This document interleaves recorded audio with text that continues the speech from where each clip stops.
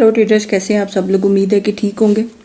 आज का हमारा टॉपिक है, हम देखेंगे कि जैपनीज़ कैंडल स्टिक्स जिनकी मैंने पिछली वीडियो में आपको रिकमेंड किया था चार्ट पे ये रखा करें, उनका बैकग्राउंड क्या है, उनकी हिस्ट्री क्या है। पहले देख लेते हैं ये कौन सी कैंडल्स होती हैं। ये टिपिकल जो ग्रीन और रेड कैंडल्स होती हैं बॉडी और विक्स के साथ, इनको हम जैपनीज़ कैंडल स्टिक्स कहते हैं। आगे जाके देखते हैं इसकी डेफिनेशन। आज सिर्फ थ्योरी, आज चार्ट का कोई काम नहीं है। History of Japanese candle sticks, ये जापान में 1700 की जो सेंचुरी है उसमें इसकी जो है ना शुरुआत हुई थी।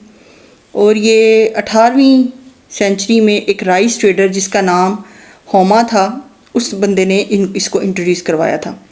वो बंदा जो है वो सबसे ज़्यादा सक्सेसफुल ट्रेडर माना जाता था अपने वक्त का, और इसको गॉड ऑफ मार्केट्स भी कहा जाता था। उसने स्टडी की प्राइस मूवमेंट्स राइस ट्रेडिंग में, और ये डिस्कवर किया कि मार्केट साइकोलॉजी है जो फियर, ग्रीड और होप पे चलती है। इसमें प्राइस की इन्फ्लुएंसेशन बहुत ज़्यादा होती है, जो कि सप्लाई और डिमांड की थ्योरी भी इसी हवाले से जो है ना सामने आई थी। होमाज इनसाइट्स, उसने रियलाइज़ किया कि पैटर्न्स को ऑब्जर्व करने से, जो कि प्राइस की मूवमेंट्स की बेस पे बनते हैं, कोई भी इंसान जो है वो फ्यूचर बिहेवियर प्रेडिक्ट कर सकता है। और उसने एक सिस्टम विजुअल रिप्रेजेंटेशन का जो है वो इंट्रोड्यूस किया, जिसमें कैंडल्स उसने इंट्रोड्यूस की। ट्रेडिंग कैंडल्स जो होती हैं उनमें ओपन, हाई, लो और क्लोज बेसिकली होमा की जो है वो थ्योरी थी। और ये एक सिंगल कैंडल की शक्ल में उसने दी। इंट्रोडक्शन टू द वेस्ट, अब मगरिब में जो है वेस्ट में इसका तारुफ कब हुआ और उन्होंने कब इसको पहचाना, रिकग्नाइज़ किया, इसको कंटिन्यू किया। लेट 20th सेंचुरी तक ये जो है जापान तक ही महदूद रही थी ये सारी टेक्नोलॉजी। उसके बाद 1980 के दहाई के बाद एक टेक्निकल एनालिसिस था, उसने स्टीव नाम का, उसने कैंडलस्टिक जो इंट्रोड्यूस की, कैंडलस्टिक चार्टिंग वेस्टर्न मार्केट के अंदर, वेस्टर्न वर्ल्ड के अंदर। और अब उसने एक बुक लिखी, जैपनीज़ कैंडल चार्टिंग टेक्निक्स। तब से जो है ये सबसे पॉपुलर वे और सबसे बेहतरीन कैंडल मानी जाती है Japanese candle sticks.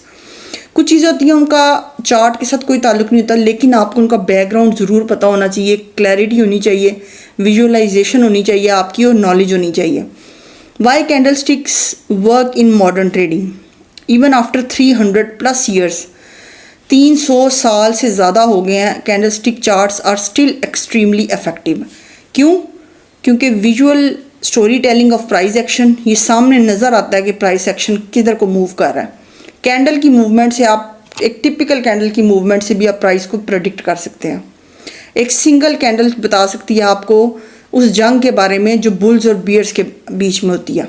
Long wicks, rejection of price levels, big bodies, strong momentum, small bodies, indecision. तो ये हेल्प करता है ट्रेडर्स को क्विकली रीड, एक मार्केट की साइकोलॉजी को क्विकली पढ़ने में हेल्प करता है। साइकोलॉजी ऑफ मार्केट पार्टिसिपेंट्स, अब मार्केट के जो पार्टिसिपेंट्स होते हैं जैसे कि रिटेल ट्रेडर्स, इंस्टीट्यूशनल ट्रेडर्स, जो इन्वेस्टर्स, उनकी क्या साइकोलॉजी होती है। ये मार्केट ह्यूमन इमोशंस पे चलती है, जो कि फियर, ग्रीड, इनडिसीजन और एक्साइटमेंट है। और ये सेंचुरीज हो गई हैं, सदियाँ हो गई हैं, ये बिहेवियर सेम है, क्योंकि इंसान सेम है ना, इंसान की सोच सेम है। तो कैंडल स्टिक्स जो हैं ये इस साइकोलॉजी को मद्देनज़र रखते हुए ये उसको ईजीली जो है इंटरप्रेट करती हैं। अब यूनिवर्सलिटी अक्रॉस मार्केट्स, चाहे वो फॉरेक्स हो, स्टॉक्स हो, क्रिप्टो हो, कमोडिटीज़ हो, candle stick chart pattern same होता है। ये सेम बिहेवियर ट्रेडर्स का शो कर रहा होता है चार्ट पे। टाइमलेस पैटर्न्स इसमें जो टाइमलेस या बिल्कुल जिन्होंने जो बदले नहीं हैं 300-400 साल में, वो है doji, engulfing, hammer, shooting star. आगे आने वाली वीडियोस में इन सब के बारे में पढ़ेंगे। इनमें से रिवर्सल पैटर्न्स कौन से हैं, कॉन्टिन्यूशन पैटर्न्स कौन से हैं। Morning star repeat again and again across all time frames and acids. क्योंकि ह्यूमन साइकोलॉजी सेम है, तो ये पैटर्न्स बार बार रीबिल्ड होते हैं।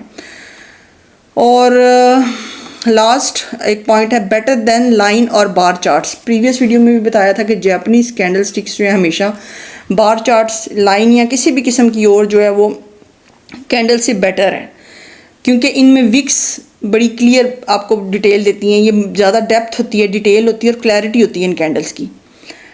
की takeaway, Japanese candle sticks are not just old tools of right traders. They are timeless visual representations of market psychology.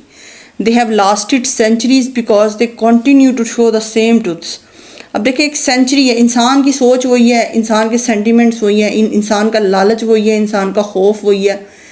तो fear, grid और FOMO ये सब सेम चीज़ है और इसीलिए patterns bar bar head and shoulders बनता है, बार बार double top बनता है, बार बार जो डोजी कैंडल बनती है. इसलिए ये चीज़ें रिपीटेडली अपने आप को दोहराती हैं. Buyers wear sellers, strength wears weakness, fear weakness greed, इन चीज़ों को समझने की ज़रूरत है. ये ह्यूमन साइकोलॉजी को रिप्रेजेंट करती हैं चीज़ें.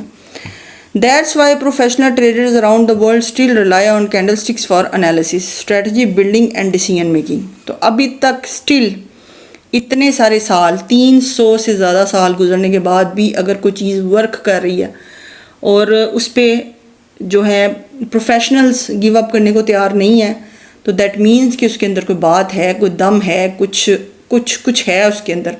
तो जैपनीज़ कैंडलस्टिक्स की आपको नॉलेज या थोड़ी सी हिस्ट्री प्रोवाइड करना थोड़ा सा डिटेल में जाके ज़रूरी था. अगेन रिपीट करूँगी, कुछ चीज़ें नॉलेज के लिए जो हैं वो अच्छी होती हैं और उनको जानना चाहिए. उम्मीद है कि आपको आज का कंटेंट अच्छा लगा होगा. अच्छा लगा है तो मुझे अपनी दुआओं में याद रखिएगा.